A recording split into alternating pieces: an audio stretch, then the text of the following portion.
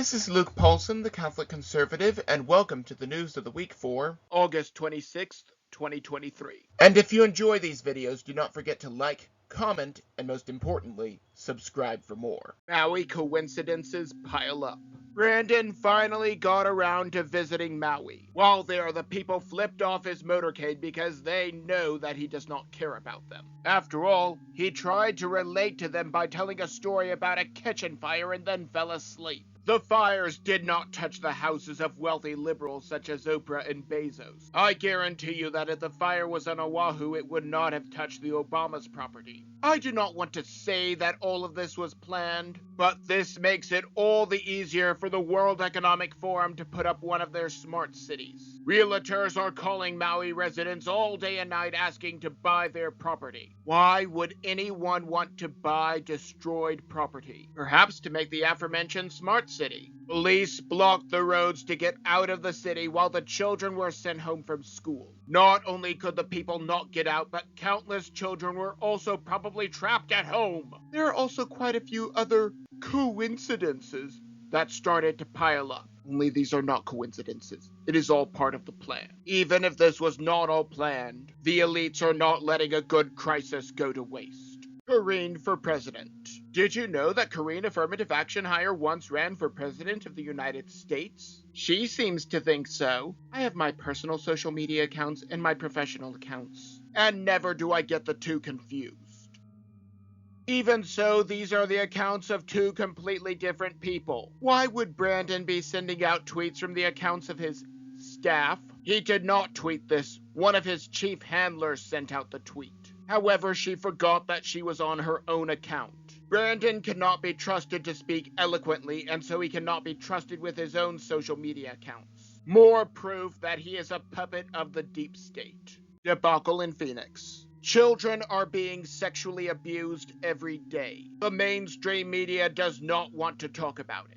That is why they call Sound of Freedom a conspiracy theory. Liberal school teachers are very explicit in describing sexual deviancy. So it is no surprise that sexual abuse in public schools can be 100 times worse than in the Catholic Church, at least according to the Western Journal and CBS. The Phoenix Diocese is presently embroiled in charges, and in an honest system they could plead their case. However, when teachers bring out sexualized materials and do not even hide things, the infinitely larger number of cases are ignored. After all, we need to follow the official narrative. Prosecutor faces consequences. As you know, Trump has yet another persecutor. Don't you mean prosecutor? No! This time in Georgia. However, Miss Willis, in addition to her office releasing the charges before the grand jury came to a decision, may be in trouble herself. Lawmakers are trying to impeach her. These are among the most trumped-up charges yet, and she knows it.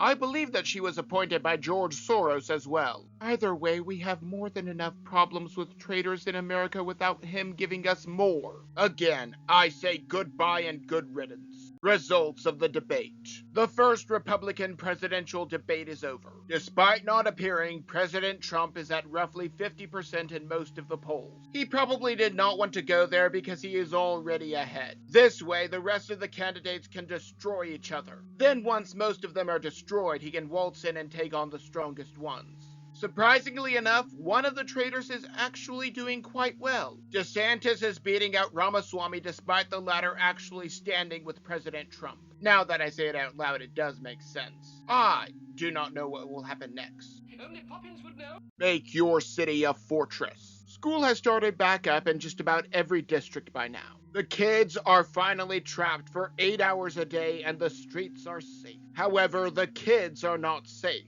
I said that they were trapped for 8 hours a day and that the streets are safe. The children are not.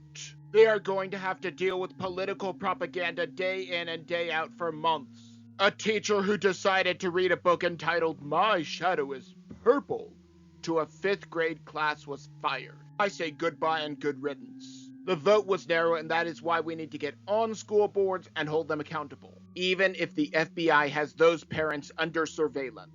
We need to make our towns and cities fortresses of virtue. Do not let the smallest amount of sin in, lest the foundation crumble. If you want any proof of how bad this can get, just look at Mexico. Words are violence. When I was a kid, I was told, Sticks and stones may break my bones, but names will never hurt me!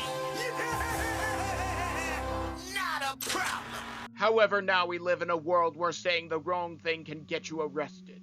A congressman in Mexico has been charged with misgendering, which apparently is an act of violence. He has been ordered to publish an apology daily. In Mexico, they do not have the Bill of Rights. This protects both free speech and offers freedom from compelled speech. However, such speech codes already exist with government force in America. You can be expelled from government schools if you misgender someone. And you can be removed from social media, which the White House admits that they control. Things are going to get worse if we do not make our cities fortresses. Maybe I'm just blowing smoke. Maybe I'm completely off my rocker, but that is just my opinion. Now don't forget to like, comment, and most importantly, subscribe for more. But before you go, on the left I have last week's video, but you may also enjoy the video on the right.